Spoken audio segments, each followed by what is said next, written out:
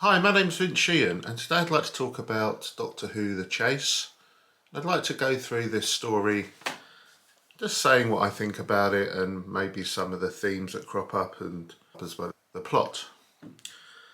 Now I have to say I thoroughly enjoyed this story. I think it's absolutely brilliant. Um, Basically, as the title suggests, the Doctor and his companions are being chased across the universe through time and space by the Daleks. We get a hint of this at the end of the previous story, The Space Museum. And the Doctor has this kind of fancy space-time visualizer in the TARDIS, and they're having this game, what historical figures do they want to see? And, quite charmingly, that includes the Beatles. A Ticket to Ride, probably a #1 hit, while they were recording this. But also Shakespeare and Abraham Lincoln. But then they get a disturbing glimpse of the Daleks. Just before they see the Daleks, they've landed on this planet Iridius, which is like a desert-like, barren rock. And Vicky and Ian quite stupidly go off and explore and get stuck and go into this hatch into the ground where they're at the mercy of the Maya beasts. And in the meantime, the Doctor and Barbara are looking for them, and then this sandstorm happens. The TARDIS is completely covered. They're completely lost, and then the Dalek emerges from the sand. The Daleks have tracked them down. And that shot of the Dalek coming up from the sand is very reminiscent of that shot of the Dalek coming from the River Thames in the Dalek invasion of Earth near the beginning of this season. In episode 2, the Doctor and his companions experience the Iridians, who are like this rather funny looking group of aliens in clearly evolved from sea creatures. They have these crests on their heads. Rather cheap looking costumes, I guess, but they're quite fun. And they're kind of sealing off these passages from the Maya beasts. But then eventually the Doctor and his companions, they are now reunited, and they manage to flee Iridius. But they know the Daleks are after them.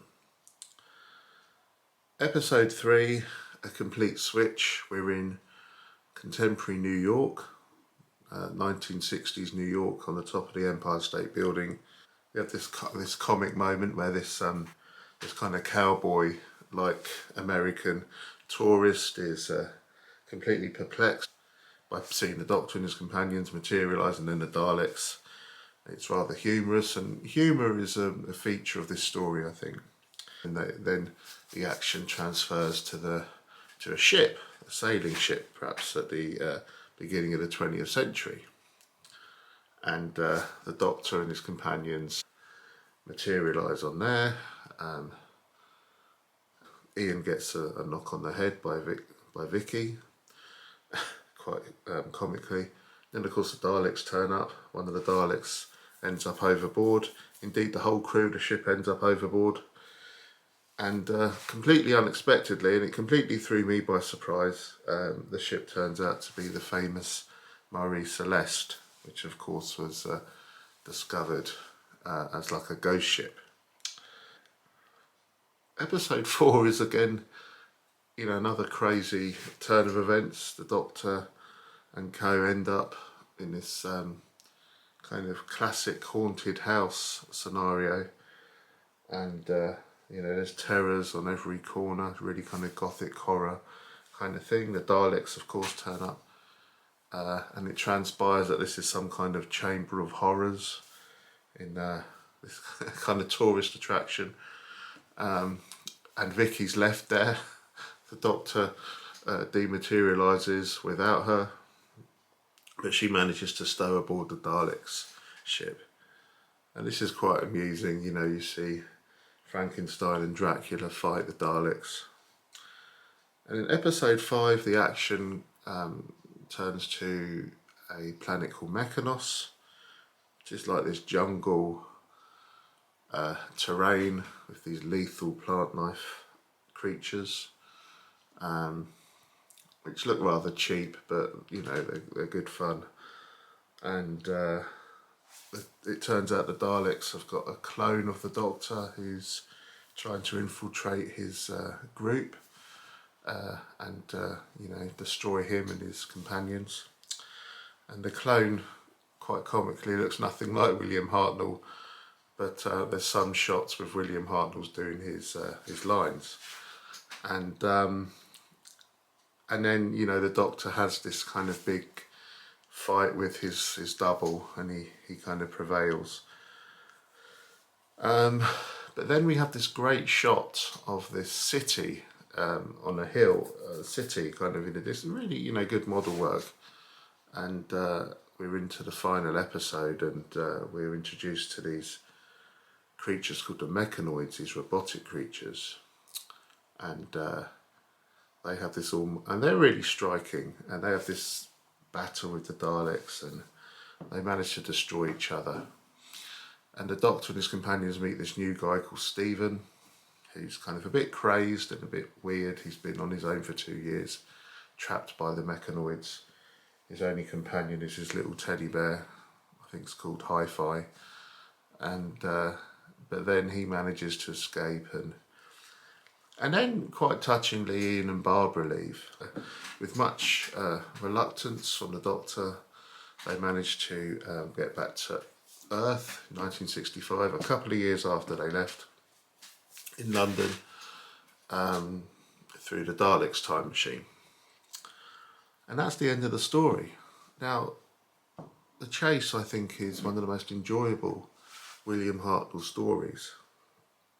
It's a bit like the Keys of Marinus. It's 6 parts, but there's lots of mini adventures within the kind of story arc. And I think that's a very effective device.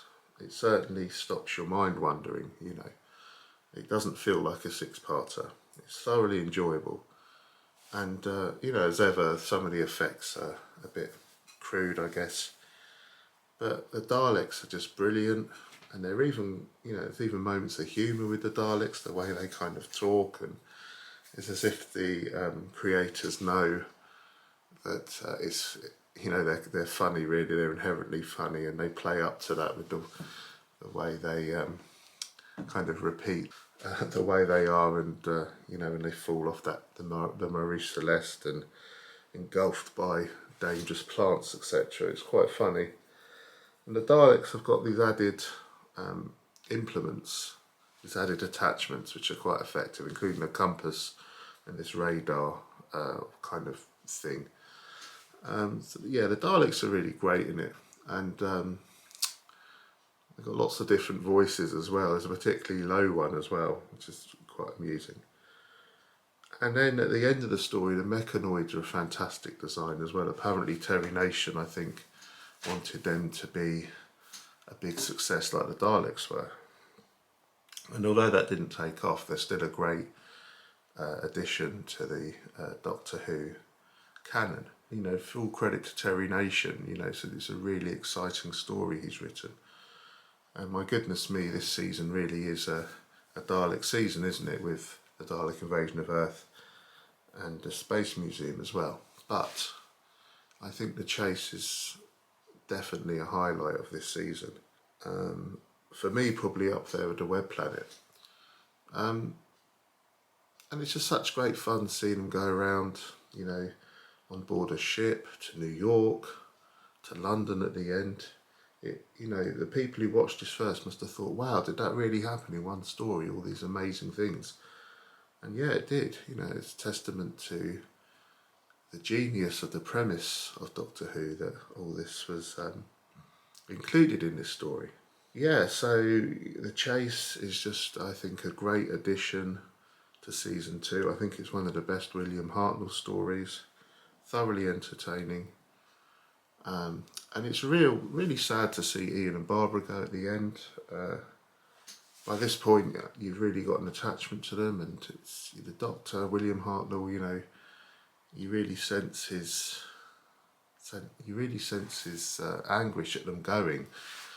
You know, he plays the part so well, William Hartnell. You know, you really know that it's really affected him badly that they decided to go their own way. He's really going to miss them. And, you know, they make such a great couple, you know, surely they'll get married or something. You know, when they get back to London, they're kind of fooling around Trafalgar Square, etc. It's a lovely ending to the story, and Stephen seems an intriguing companion as well, an intriguing new companion. Yeah, so The Chase is a great story, thoroughly recommended, and yeah, if you haven't seen it, please check it out. And I've just included a brief slideshow of the cast and crew, what happens in the story, and some of the themes that crop up as well. Thanks for watching, bye.